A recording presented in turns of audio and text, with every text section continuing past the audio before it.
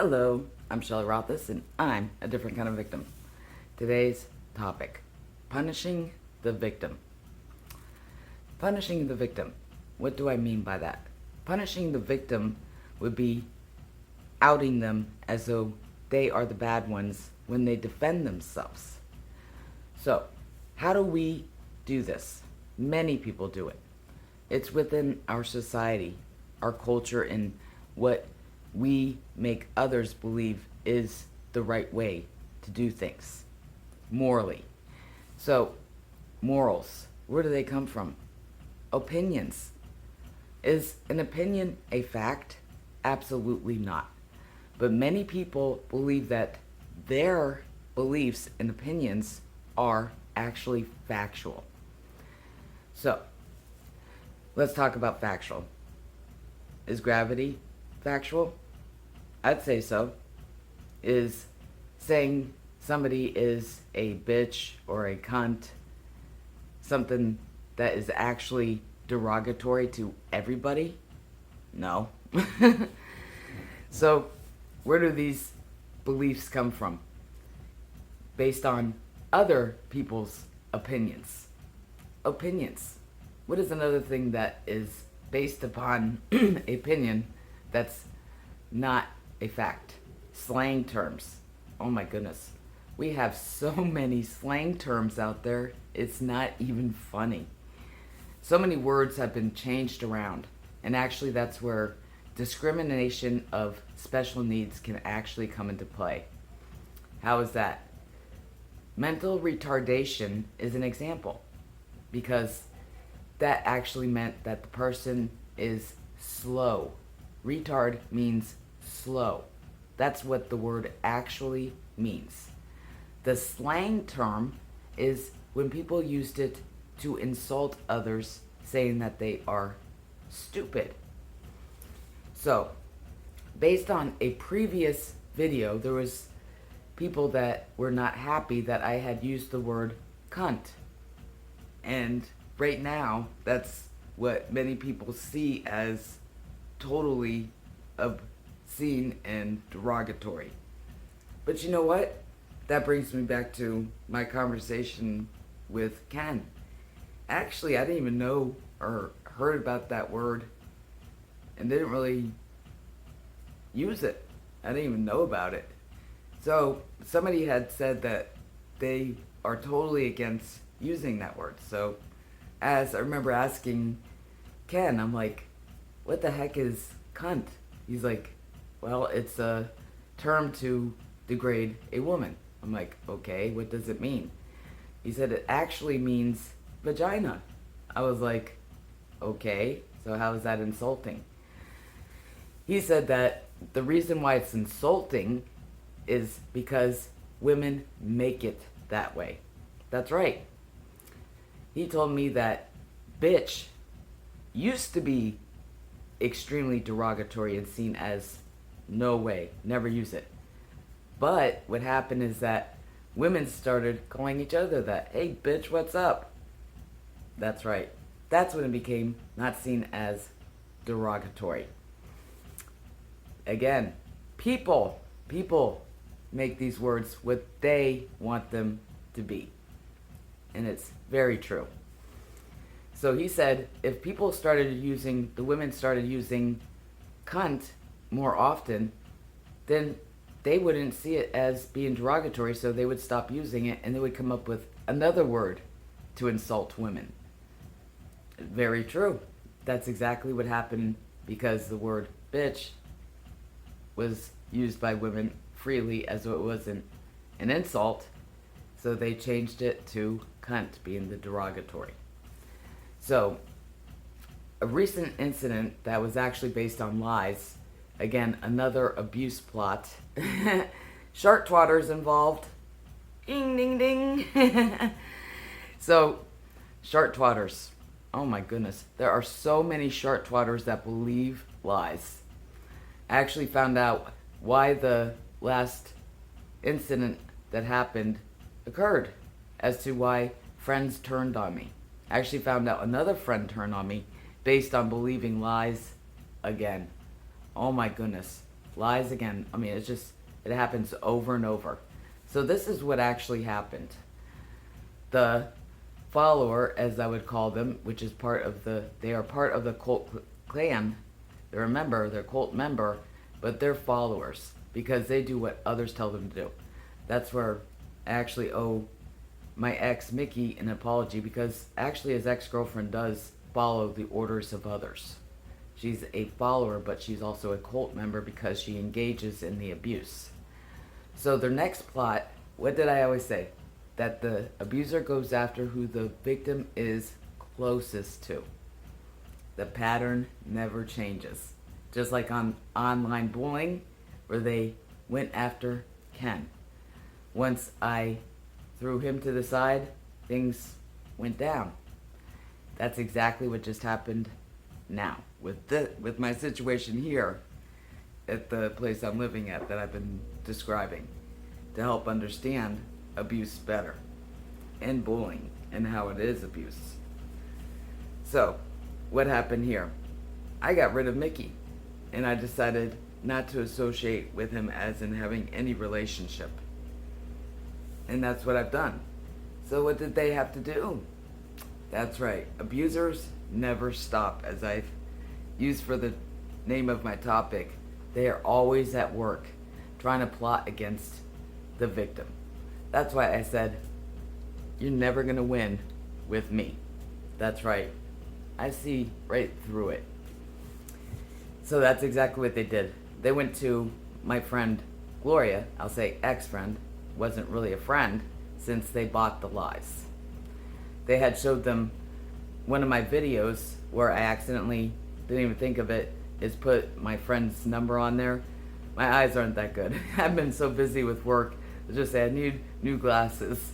And I do a lot of, reading on my phone. So anyways, it was an accident. But of course, abusers, they realized that. And it actually had nothing to do with that friend because they were a witness to the abuse happening to me. And that's all that I put it up there for. I just totally forgot that the phone number was on there and I forgot to, I would have taken it out if I realized it. Anyways, that's not the point. So the abuser's plot was to go to another person they know the victim had feelings for and cared about, which was my friend Gloria. So the follower, Mickey's ex, actually went over to Gloria's apartment to talk about me to convince her that I'm the bad egg. Yes, that's how despicable and pathetic they are. And they hadn't even spoken to her that much, and they weren't really close friends. Yet she still was gullible. Even somebody that knows her well, my ex-friend, Nina, had actually told me that she knows that Gloria is gullible and will believe the lies easily. And that's exactly what she did. But like my friend Ulrich told me, they're never your friends if they're not going to stand by your side and watch you get abused and then enable it and engage in it. And if they don't trust you and don't see through these people's lies about you, then they were never your friend. And they don't even care about you. So they're not important in your life. And that's very true. I don't see them as important in my life. If they're not going to stand by my side and punish me for what's happening to me and unfriend me and toss me to the side, they were never important to me and they don't matter. And that's very true. And that's what I'm going to stand by. So that's how they end up punishing the victim. Actually, people that you thought cared about you often do that too, which enables the abuser to continue their plots. But that's where I'm going to also state is that, and restate I should say is that they're not going to get to me because they're not going to win because I see through them. I see what they're doing. I've seen it so many times in all types of abuse that it's not going to affect me. It may hurt me for a little bit, but I'm going to realize what's going on. I'm going to see right through it. So, what happened after that? Well, the person I thought I could trust, that I hoped would actually stand by my side, but actually had let me down many times, and actually admitted that what's been happening to me is wrong, but then would say, I'm not taking responsibility for myself as my behaviors. whoa, what am I doing that is causing me to get abused? That's right. They're making the choice to do it. That's the same as telling a rape victim, it was your fault for going on a date with that person. It was your fault for letting them spend the night. It was your fault for wearing a short skirt. That's exactly what that person is telling me. Saying, I need to take responsibility for what they are doing to me. Also, because I'm defending myself, they're seeing that as though I'm doing something bad. As for my videos, I've stated many times that they're not based on revenge. It has nothing to do with that. Yes, I want to share the truth. I'm not going to sit there like a mat and let these lies just run over me. Absolutely not. I let that happen far too long in my life to continue let it happen. I'm not like that anymore. I'm a totally different person than what I used to be.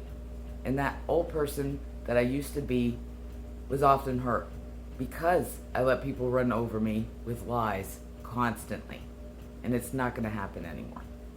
So I share the truth, and not only for that reason, but I've learned, based upon my own personal experience with learning about the mental health field, is seeing actual true experiences live and seeing how it works, which was based upon my sexual abuse class was one of them. And I had actually seen scenes of how the abuser goes about convincing the victim to trust them. So just hearing it and learning it and reading about it, sure, that's good, but seeing actual experiences of what actually happened to somebody and hearing the, recordings that I have, put on video and the videos, examples of abuse based upon what I've been teaching about is actually something that will stick with somebody and they'll remember and also help them understand the topic so much better. Most people learn the best by personal experience. So the next best thing would be actually seeing it happen to somebody to get a better understanding based upon what that topic is in order to actually go through with doing what you should do when it comes to abuse and how you deal with it, how you see it, what you'll do when you see it, how you should respond, how you enable it or encourage it.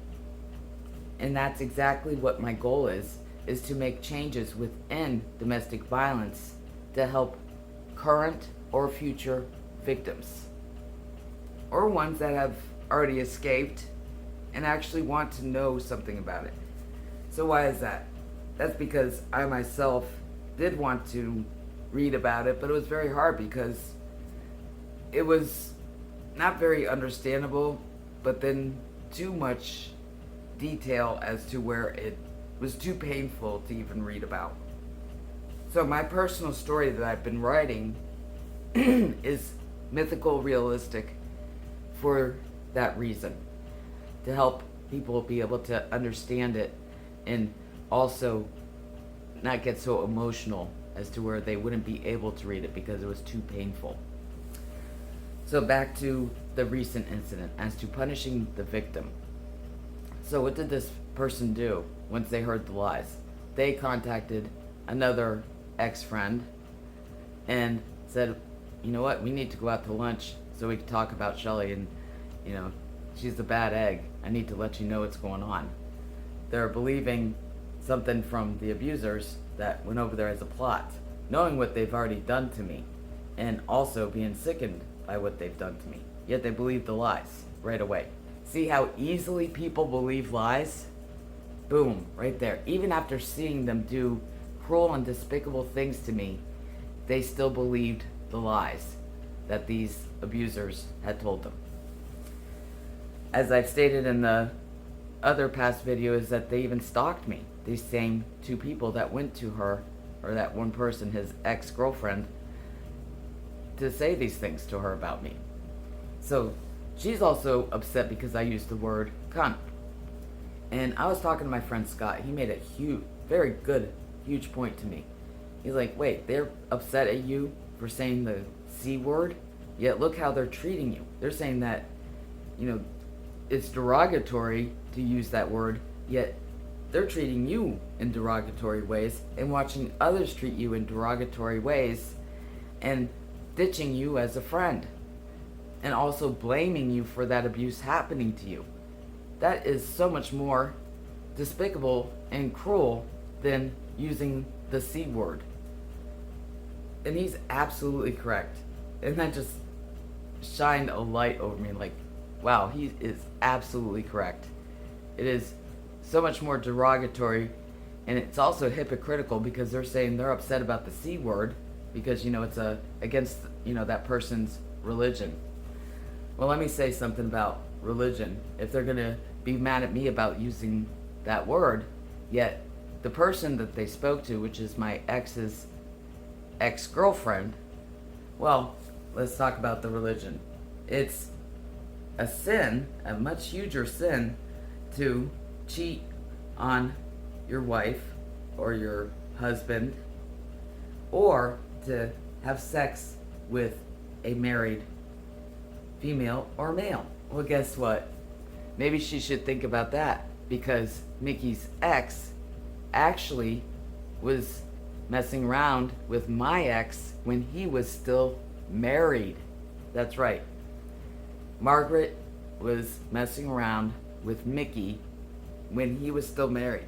And the worst part that I see is that he was living in the same apartment complex as his not ex-girlfriend at the time and not girlfriend at the time, when she started messing around with him when he was still married to his wife and living in that apartment complex with him and fooling around knowing he's married. I mean, it's very hard for me to talk about. I can't even imagine doing that to somebody. That's it. It hurts my throat just even thinking about that. So maybe she should take a look at that person, that they would actually mess around with a married man, yet she's mad at me about saying the C word. Also, they turn it around and to their benefit to actually make this person believe that I called his ex-girlfriend that. When if they had any brain in the video, all I said is that I wouldn't use the N word. I can't even say that word. I've never used it to insult somebody. That they had lied and said I said to his ex-girlfriend.